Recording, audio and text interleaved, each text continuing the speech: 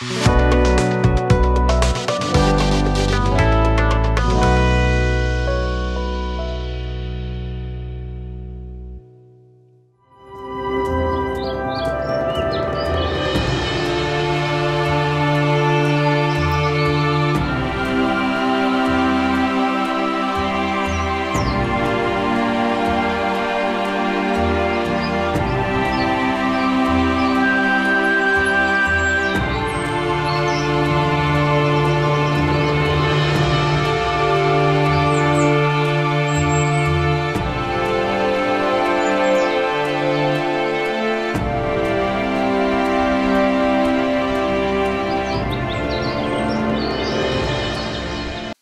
जीशु ख्रीष्ट अति बहुमूल्य नाम संपर्क इंडिया प्रस्तुत कार्यक्रम नुआ सकाल आशार आज अध्याय में आपण स्वागत जनाए। प्रभु आपण प्रत्येक को बाहुल रूप आशीर्वाद करूँ। आज जो प्रसंग आम प्रभु वाक्य ध्यान करवा आलोच्य प्रसंग हूँ भ्रांत शिक्षा दीक्षा।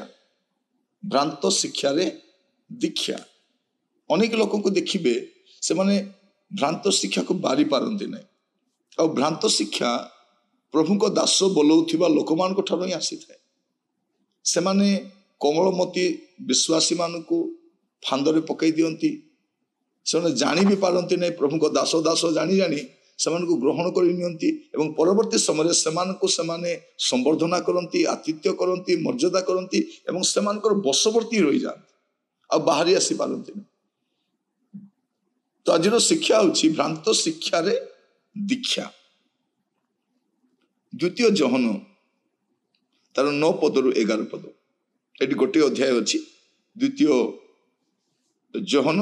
9 पदरु 11 पद लिखा जाउछि जे कि ख्रीष्टों को शिक्षार सीमा मध्य न रही ता अतिक्रम करे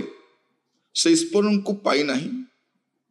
जे शिक्षार सीमा मध्य रहे से पिता और पुत्र उभय को पाई अछि। कई जदि शिक्षा न घेनी तुम मान निकट को आसे तेरे गृह अतिथि न करो और संवर्धना जनाओ नहीं। कारण जे कई ताको संवर्धना जनाए से तार दुष्कर्मर सहभागी हो माने से दीक्षा नहीं सारे ये स्पष्ट ख्रीष्टों शिक्षार सीमा ख्रीष्टों शिक्षा को अतिरंजित करी से सुविधा अनुसार भांगिकी जो शिक्षा दियंती। ख्रीष्ट जहाँ कहते ताहा कहूना से जहाँ सुहाइला भाया से कहते एमान को सुहाइला भाया से सुहाइला भाया। अनेक प्रचारक माने देखिए से जीवन में क्रूश नहीं, क्रूशर शिक्षा नहीं, द्वितीय आगमन पर प्रस्तुति नहीं, पवित्रता नहीं। आपण अनेक शिक्षा को आप देखिए से शिक्षा गुड़ा टिके बसी चिंता करूँ से मुखर आपण केबे शुणी पवित्रता विषय आप केबे शुणी द्वितीय आगमन विषय ईश्वर को क्रोध विषय शुणी कि विचार विषय शुणी कि नर्क विषय शुणी कि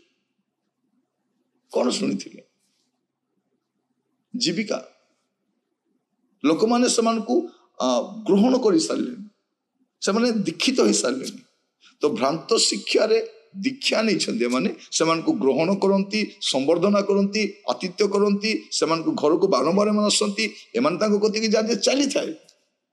ताने आप मन रखी था आप शिक्षार दीक्षा नहीं सारे। आपणकर त्राही ना आप कबर बाहरी भी पारे जो मैंने शिक्षा अतिक्रम कर सारी से सीमा अतिक्रम कर सारी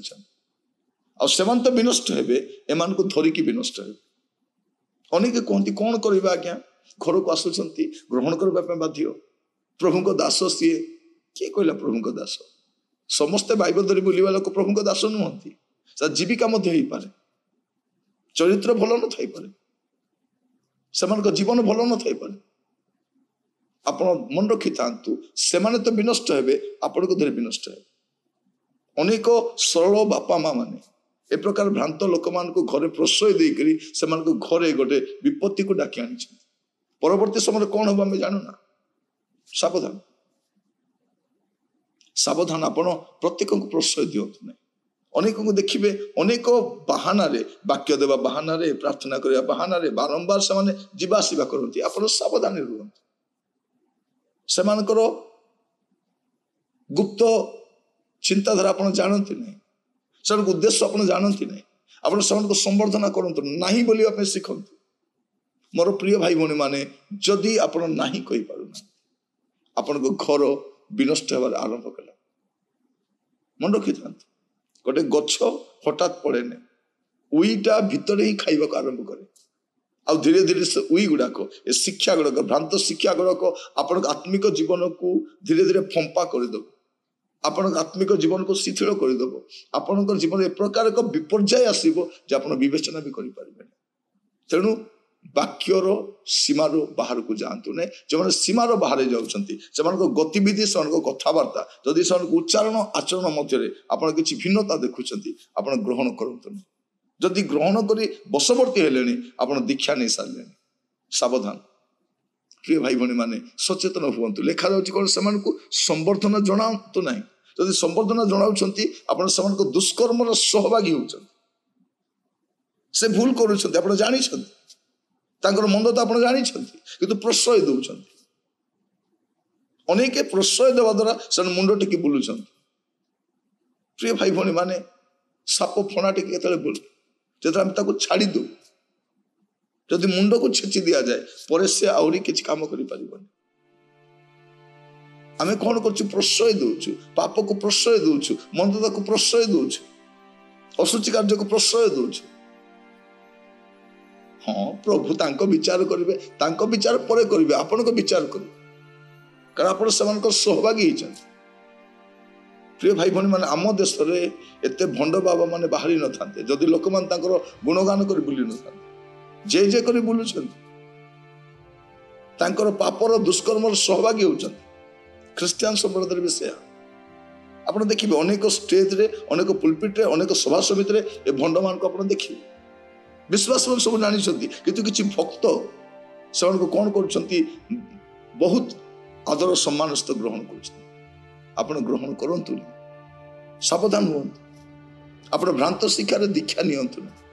प्रभु को वाक्य को स्थिर धार्य करूँ वाक्यर आलोक चलतु परमेश्वर वाक्य जहाँ कौच ता मानतु आप वाक्यर सीमा अतिक्रम जो कर ख्रीष्ट सीमा शिक्षार सीमा अतिक्रम कर संवर्धना करूँ ना से दुष्कर्म सहभागी हूँ ना आसतु प्रार्थना कर अनुग्रहकारी पिता परमेश्वर आपण दास भाव में प्रार्थना करुच्छे प्रभु जो माने अन्य मान दुष्कर्म सहभागी होती से भ्रांत शिक्षा से दीक्षा नहीं सारी या से बुझी पारना आप दया करंतु अनुग्रह करंतु बुझापी साहाय्य करंतु जब से बुझे पुणी परिवार को रक्षा करें जो पिला को रक्षा करें एथि अनुग्रह प्रदान कर मुझा मागी नहीं दया दान करूँ आदर महिमा गौरव आपन को दे प्रार्थना मोर प्राणर प्रिय जीशु नाम मागिली आमीन प्रभु आपण मान प्रत्येक को बाहुल रूप आशीर्वाद करंतु प्रभु अनुग्रह कले नुआ अध्याय जड़ित होगा विदाय दिंतु नमस्कार।